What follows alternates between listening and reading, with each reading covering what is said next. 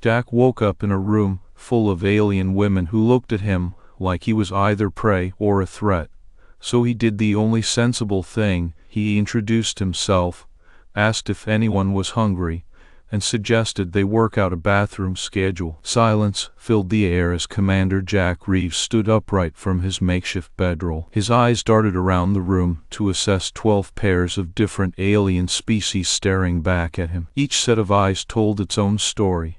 Predatory glances from long-limbed, reptilian creatures, wide-eyed curiosity from small furry beings with oversized ears, and a few sets that conveyed sheer terror. "Good morning," Jack said calmly, his voice steady despite the surreal setting. "I'm Commander Jack Reeves." He paused briefly to give each alien woman time to register him before continuing. "How are you all doing this morning?" The room remained still for another tense moment, until one of the smaller beings with big ears and a soft body stepped forward hesitantly. She had large, almond-shaped eyes that seemed perpetually wide open. "My name is Lila," she said in an unsteady voice tinged with fear, but also curiosity. "I'm glad to meet you, Lila," Jack replied warmly. "Now, who's hungry?" More hesitant whispers and cautious glances followed as the aliens tried to understand this unexpected human commander among them. His calm demeanor didn't seem threatening or predatory like their initial assumptions had suggested. Instead, it felt oddly reassuring. Behind one-way glass, researchers from Vel'Thane observed with mounting disbelief. Dr. Vel'Thane watched through her tablet monitor with sharpened focus and furrowed brows. She'd predicted chaos, but found only an unusual sense of order forming around this human male figure. "Anybody want breakfast?" Jack continued loudly enough for everyone to hear, his voice now carrying more authority than fear. "I'm guessing there's a food chute somewhere in here. We just need to find it." Cirrus leaned closer to her tablet screen as she noted Commander Reeves' behavior with increasing fascination, mixed with growing professional concern. Her hypotheses crumbled one by one while the human interacted calmly, yet firmly. "Food, please," another voice called out from across the room, a large female creature with scales and armor plating who seemed more menacing than terrified at first glance. She stepped forward aggressively,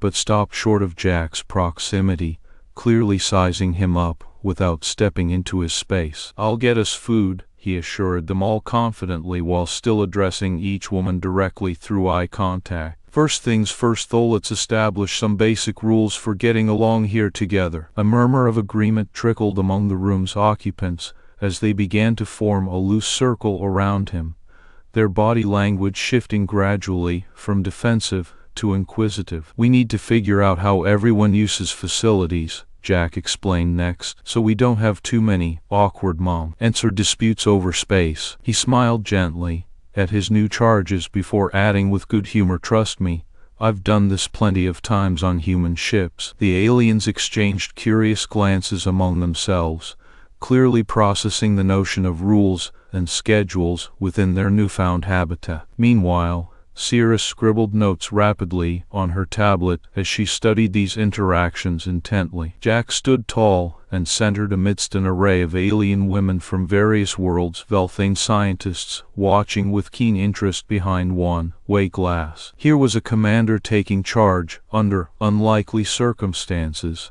introducing himself to 12 different species in search of mutual understanding rather than chaos or conflict. "This is what we expected," Cirrus muttered quietly into her microphone aimed at the room below where Commander Reeves continued his efforts towards harmony and order among alien women previously destined for scientific scrutiny alone. Days blurred into weeks as Jack Reeves established a sense of order in his strange new environment. Each morning began with the same routine, awakening to the subtle hum of the facility and stretching out cramped muscles from an uncomfortable cot. His first task was always breakfast, which he managed by figuring out the peculiar mechanisms that delivered food. The room gradually took on the structure of a military unit, albeit one far removed from Jack's previous experiences. He assigned chores based on natural abilities rather than rank or hierarchy. There were Vel'Thane scientists monitoring their every move behind glass,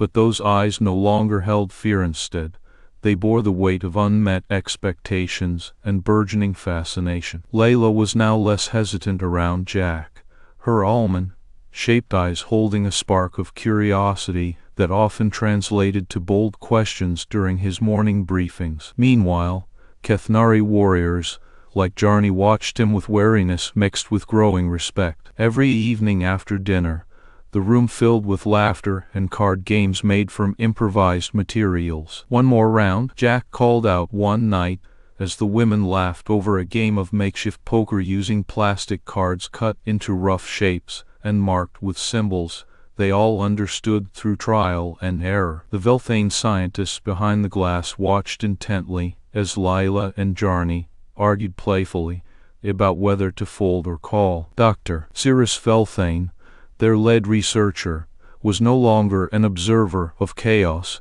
but a witness to a bizarre form of order she never anticipated. She had expected Jack to either break down under pressure or start initiating contact inappropriately with one of the women. Instead, he maintained a calm and respectful demeanor that earned him grudging respect from everyone on Jarni. "Your turn," Layla said as she passed the makeshift deck back to Jack after losing yet another round. He laughed and shook his head before dealing out new hands. "You've got sharp instincts for this game." It was during one of T.'s evenings when an unexpected question cut through their laughter like a knife. Jarni, her imposing armor clattering slightly as she shifted in place, cleared her throat loudly. "Why, are you not trying to mate with anyone?" she asked bluntly, causing several cards to flutter off the table and land on the floor. Jack choked on his water at this question, looking up from his hand with wide eyes. "Excuse me." Jarni shrugged nonchalantly, but there was a flicker of curiosity in her gaze that betrayed an underlying tension. She continued, "That is what we were told humans don't mate without consent." Jack laughed softly, trying to mask the discomfort this question had sparked within him. "Ma'am," he said with a calm smile, "I am just trying to survive here with dignity and respect for everyone's personal boundaries." Cirrus watched from behind her tablet screen as Jack's words resonated not only through his voice, but also in his demeanor, calm yet firm. "I have neither interest nor consent among you. Mating requires both," he explained clearly, making sure every woman around the table understood where he drew his line. The tension that had been rising slowly within Jarni's eyes softened into an almost reluctant acceptance of this new reality. She nodded sharply and returned her attention to the game, as if dismissing a topic they could not change by debating it further. This moment, captured behind glass, made Dr. Cirrus's already complex data even more complicated. Her hypotheses about human behavior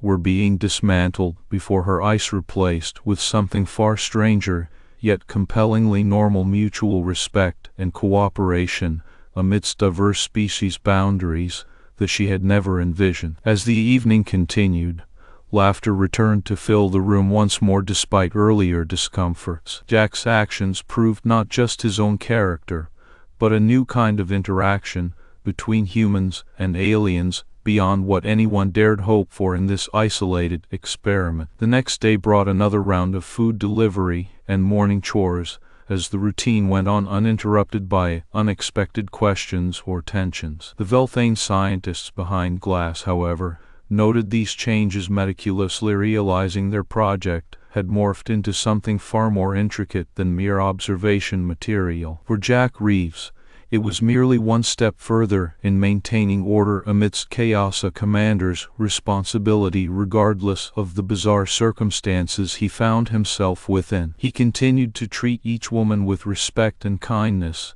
ensuring that they all felt safe and valued despite their predicament. Something Dr. Cirrus Vel'Thane would have never thought possible. The air in the room was thick with a mixture of curiosity and camaraderie as Jack dealt another round of cards. The makeshift deck they had cobbled together from bits of paper, torn into rough but usable shapes, sat between them on an old crate that functioned as their table. Tonight's game was 3-card Monty, one of the FU card games he could remember clearly from his childhood back home. "Your turn," Layla said with a grin, passing the deck to Jack after winning another round. "You're getting better, but I still have an edge." Jack laughed and shook his head playfully as he shuffled through the cards. His calm demeanor earned him grudging respect from everyone of Anjarni, who had remained notably skeptical of his intentions since their first interaction. "Your turn," Lila said again, as she passed the makeshift deck back to Jack after losing yet another round. He laughed and shook his head before dealing out new hands. "You've got sharp instincts for this game." It was during one of these evenings, when an unexpected question cut through their laughter like a knife. Jarni, her imposing armor clattering slightly as she shifted in place, cleared her throat loudly. "Why? Are you not trying to mate with anyone?" she asked bluntly, causing several cards to flutter off the table and land on the floor. Jack choked on his water at this question, looking up from his hand with wide eyes. "Excuse me." Jarni shrugged nonchalantly, but there was a flicker of curiosity in her gaze that betrayed an underlying tension. She continued, "That is what we were told humans don't mate without consent." The question hung heavily between them for a moment before Jack composed himself and replied with his usual calm smile. "Ma'am," he said clearly, "I am just trying to survive here with dignity and respect for everyone's personal boundaries." Cirrus watched from behind her tablet screen as Jack's words resonated, not only through his voice, but also in his demeanor, or calm yet firm. Her curiosity grew along with a certain admiration for the unexpected poise he was displaying. "I have neither interest nor consent among you,"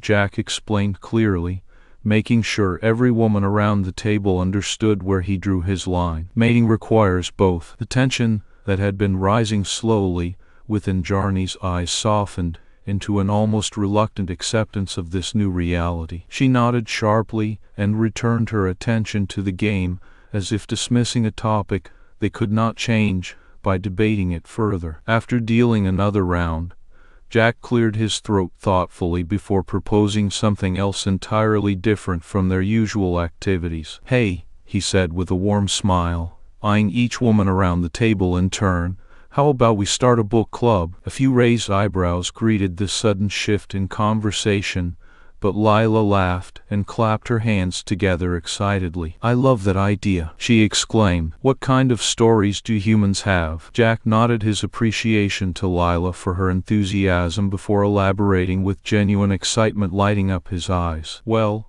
we've got human myth tales about heroes fighting monsters or the gods playing tricks on each other." Talera, a slender woman from the Nixian species known for their serene demeanor and keen interest in storytelling, leaned forward eagerly. "That sounds intriguing," she said softly, but with evident interest. "What else?" Jack continued enthusiastically. "And then there's military history, battles fought by brave soldiers or cunning strategies used to win wars without bloodshed." Sariel, a female warrior from the Gorgon species known for their fierce independence and strategic prowess, nodded thoughtfully. "That kind of discipline sounds admirable," she mused aloud. "Tell us more." Jack chuckled warmly at Sariel's comment before turning back to Lila, who had been watching him closely with wide-eyed anticipation. "And finally, there are stories about philosophy, ideas challenging the nature of reality or questioning our place in this universe." At these words, a hush fell over the room, as each woman seemed absorbed by the concept. Cirrus observed through her glass from behind with growing fascination and an unspoken sense that something significant was happening here. The next evening, Jack gathered them all around their makeshift table once more, but instead of cards, they brought along scraps of paper where notes had been scribbled in a mix of language and text alongside the complex symbols unique to various alien tongues. It turned out some women could indeed read his language, and had managed to translate parts for others. Tonight, Jack began as he passed around these notes. "We'll start with one of our ancient myths, story of Perseus facing off against Medusa." As each woman took turns reading aloud or translating sections into their own tongues, a communal spirit emerged among them. Laughter and conversation flowed freely between the lines of text, creating an atmosphere of shared learning and mutual respect. Cirrus watched through her glass in awe as Jack navigated these interactions with ease. His calm demeanor diffused any potential tension or confusion brought about by cultural differences. He would pause frequently to clarify points that required explanation, either for linguistic clarity or conceptual understanding. "What is he doing?" Sirius's colleague, a fellow scientist named Draxar, asked quietly beside her as they both observed the scene behind glass. Sirius looked at him, and then back towards Jack, who was currently explaining military tactics used during ancient wars to Lila, while Sariel listened intently. She couldn't quite put it into words, but there was something about how naturally he facilitated these exchanges that felt profoundly significant. "He is teaching," she finally admitted softly, though even as she spoke those two simple words a sense of wonder and respect filled her heart. "Sharing culture, building community." Draxar raised an eyebrow at this admission before nodding thoughtfully himself. Their initial hypothesis about observing primitive mating behaviors had been utterly obliterated by now. They were instead witnessing the most sophisticated social engineering either scientist could have imagined. As night fell, the book club continued into a nightly ritual where stories and ideas flowed freely between them, alien women from 12 different species alongside their human guest, who seemed to effortlessly bridge cultural divides through sheer determination and respect. This was far more intricate than mere observation material. It was something truly groundbreaking in intergalactic relations. For Jack Reeves, it was merely one step further in maintaining order amidst chaos, a commander's responsibility regardless of the bizarre circumstances he found himself within. He continued to treat each woman with respect and kindness, ensuring that they all felt safe and valued despite their predicament, something Dr. Sirius Vel'Thane would have never thought possible. The next day brought another round of food delivery and morning chores, as the routine went on uninterrupted by unexpected questions or tensions from before. But behind glass, scientists like Sirius noted these changes, meticulously realizing that their project had morphed into something far more intricate than mere observation material. A&D Commander Jack Reeves found himself in a quiet routine that seemed to defy the very nature of his situation. He had managed to turn this alien prison into a place where 12 women from different species felt safe and respected,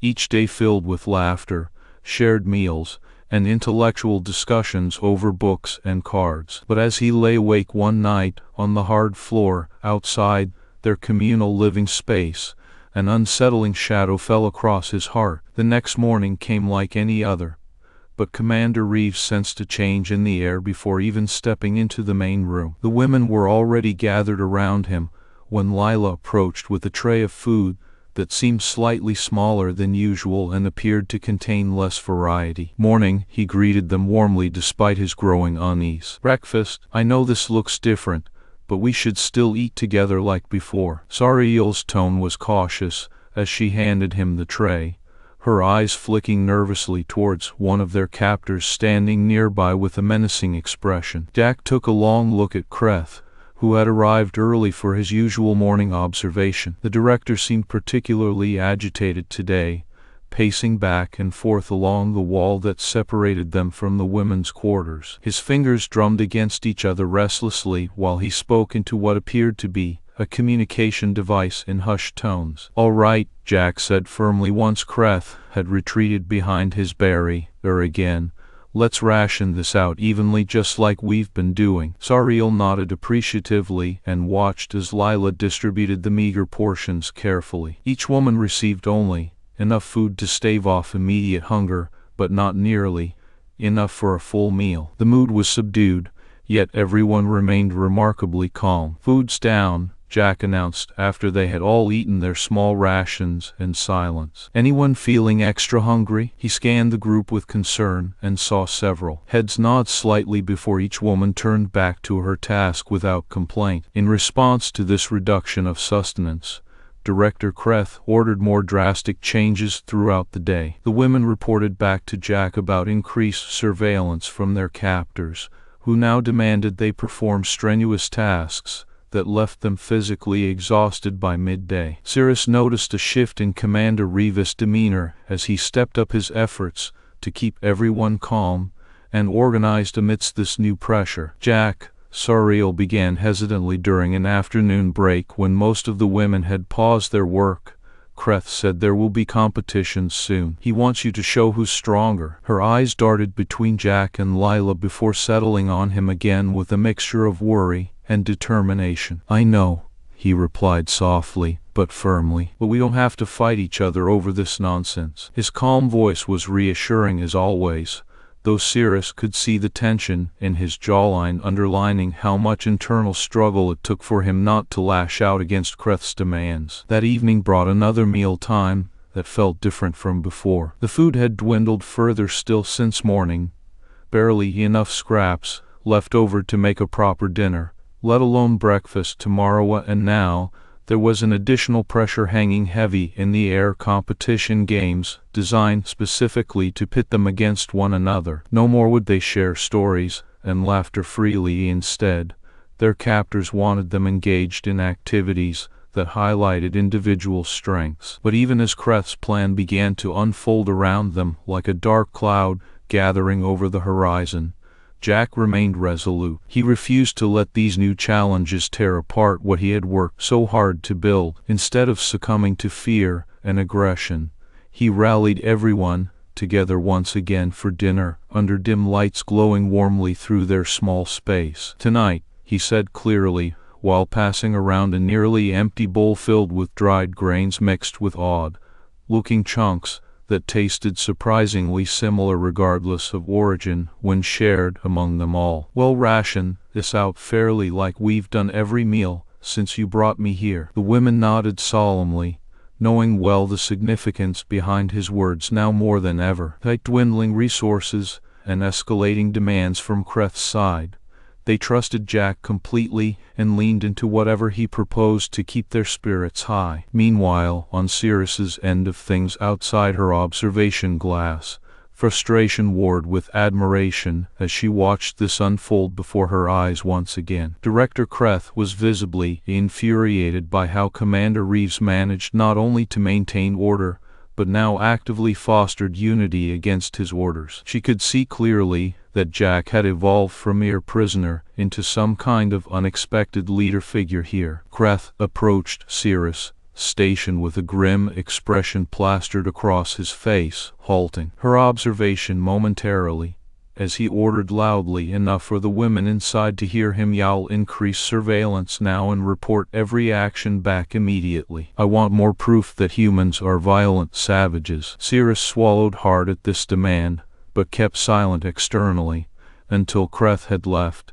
Then she turned sharply on Draxar, who remained next to her station. "Creth is escalating everything unnecessarily," Cirrus snapped harshly once the director was out of sight. "He wants chaos, but all we've seen so far has been cooperation from our test subject." Draxar opened his mouth, as if he wanted to say something, then closed it without speaking when she glared at him. "It's unethical," Cirrus continued in a low voice brimming with conviction. "I will not participate further by doing more than documenting what I see now." Draxar tried again but was cut off immediately, as Cirrus raised her hand up to stop him short. "No, my career is at risk, yes, but this isn't about me anymore, it's about those women in there," she insisted forcefully. "I'm going to secretly document everything from now on instead of just observing." Her words were a stark contrast against the oppressive environment around them all. But as Cirrus moved back towards her glass and began quietly taking notes, an unusual sense of resolution washed over both sides. Jack still maintained order amidst rising tensions inside their quarters. Meanwhile, Cirrus had found new strength within herself despite Creth's threats looming large above everyone involved. In that moment where the air seemed thick with conflict yet held promise for something far greater, if they could navigate it correctly, all eyes turned back towards each other under dim lights and shared meals rationed fairly between them. For now, at least amidst chaos unfolding around every corner, they found comfort in continued efforts to keep building whatever fragile sanctuary remained possible here. And thus, the chapter ended precisely where the narrative had instructed, with Commander Jack Reeves steadfastly leading his group of alien women through another day's challenges, despite everything Creth threw their way. The room was unusually quiet that morning as Commander Jack Reeves sat around a simple wooden table with his 12 alien companions. Each of them had grown accustomed to this routine over the past weeks, but today's silence seemed laden with an unspoken weight. Despite their dwindling resources and the ever-pressing demands from Creth's side, they maintained a sense of solidarity that neither desperation nor external pressure could erode. Jack was the first to speak, his voice steady despite the tension in the air. "I've noticed something different about how you all have been interacting lately. It's like we're holding our breaths." Ari, one of the Vivrath females, with her usual bubbly demeanor slightly subdued, looked up from her meal and sighed deeply. "It feels like Creth is testing us," she replied hesitantly. "Maybe it's time for a change then." Jack's words were deliberate, his gaze sweeping across each woman at the table. He knew they needed a shift in strategy to cope with what was coming next. They had already seen signs of increased surveillance and stricter rules imposed by Creth through Dr. Cirrus Vel'Thane. Cirrus observed these interactions from behind her glass, her frustration palpable as she watched Jack effortlessly maintain order and unity among the women despite escalating pressure. His calm demeanor seemed to contradict everything she had theorized about human behavior in such situations. "Director Creth is planning something," Ari murmured under her breath later that day when they gathered for their usual mealtime discussion, a frown etched on her face. "I heard Draxar talking earlier mentioned increasing surveillance." Jack's eyes narrowed slightly at this revelation, but his expression remained unruffled. "We need to adapt," he said firmly, turning towards Cirrus through the observation glass. Despite the thin barrier between them and clear restrictions imposed by Creth, there was an unspoken connection that had grown over weeks. Cirrus met Jack's gaze with a mix of determination and unease. She knew she needed to break protocol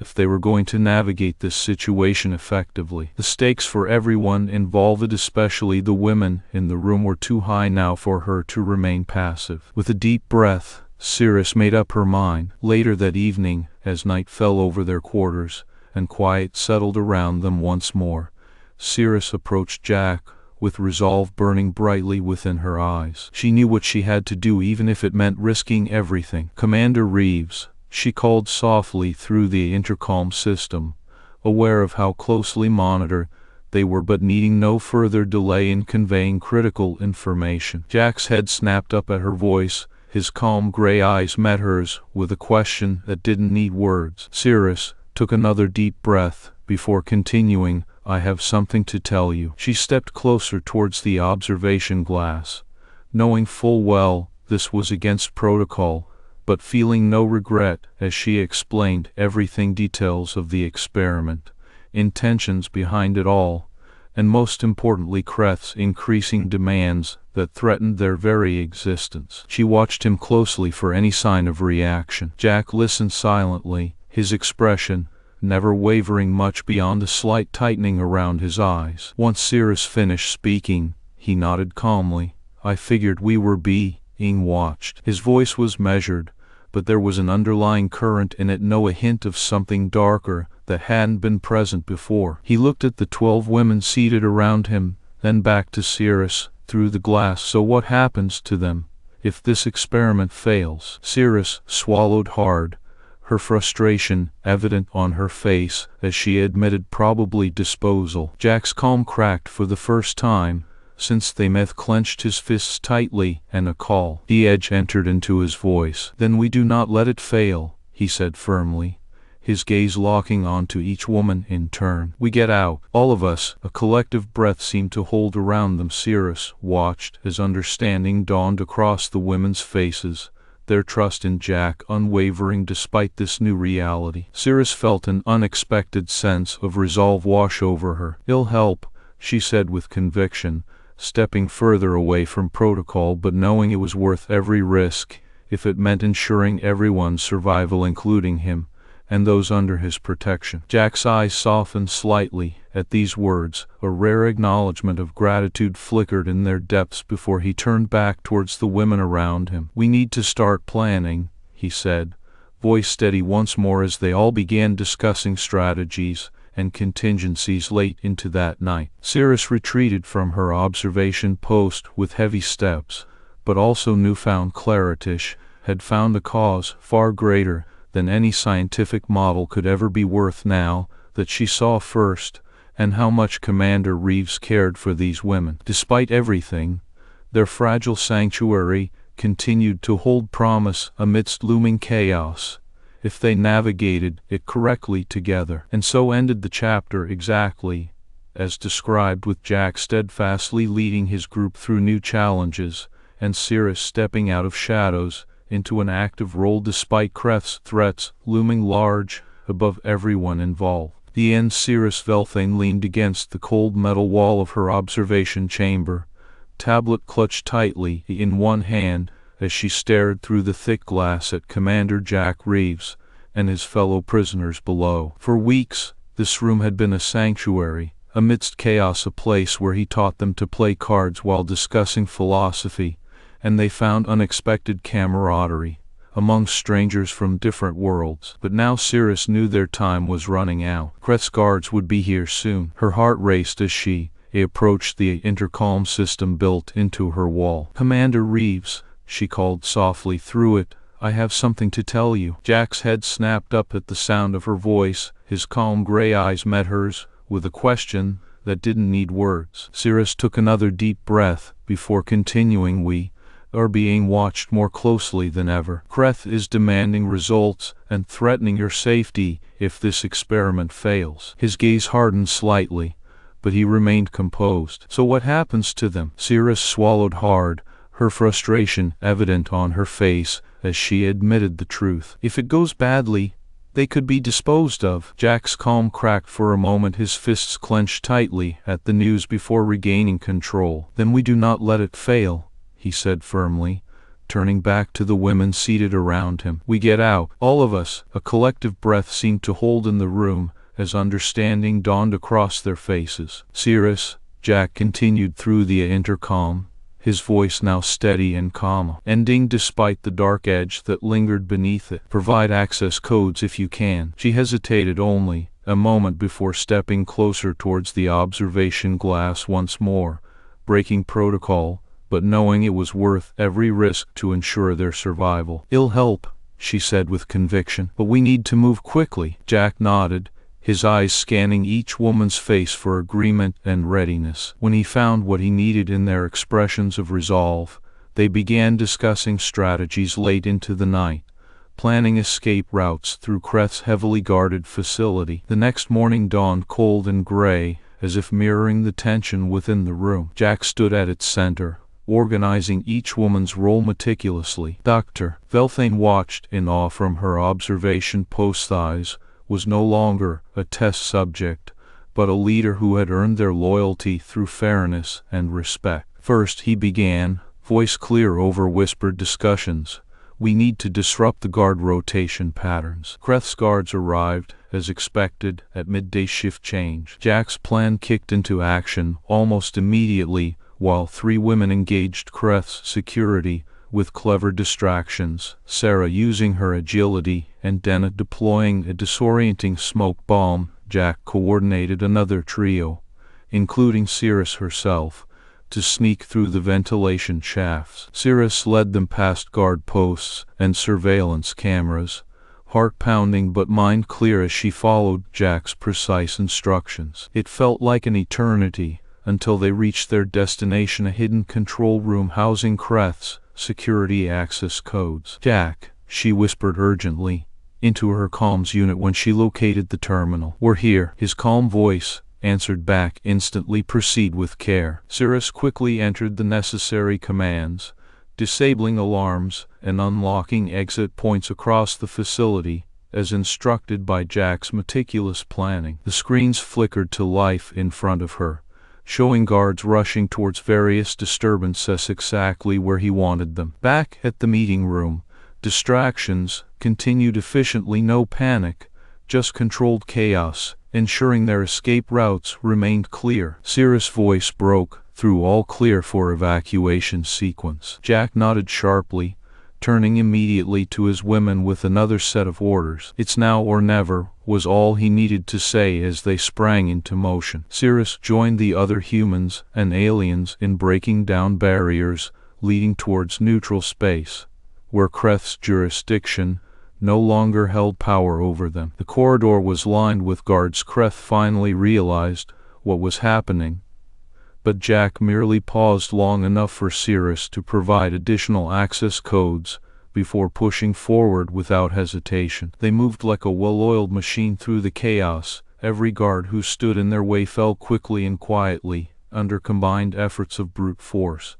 cunning traps set up by Sarah, and Dennis' distraction tactics. Kreth's frustration grew evident as his guards failed time after time. As they reached neutral space boundaries, Cirrus halted briefly beside Jack amidst a final barrage of resistance from loyalists attempting to stop them. "They'll hunt us down," she warned him fearfully. Jack turned to her with an unflappable calm that steadied everyone around him despite the dire situation. "We won as long as we didn't leave anyone behind," he said simply, then signaled for another push forward towards their final escape route. When Kreth's guards finally arrived to stop them, they found not terrified prisoners, but a coordinated unit moving like a single entity with Jack Reeves at its helm. His calm gray eyes met Kreth's furious glare head on without flinching once as he answered, "I treated these women like people. Maybe you should try it sometime." Kreth stared in disbelief before roaring angrily,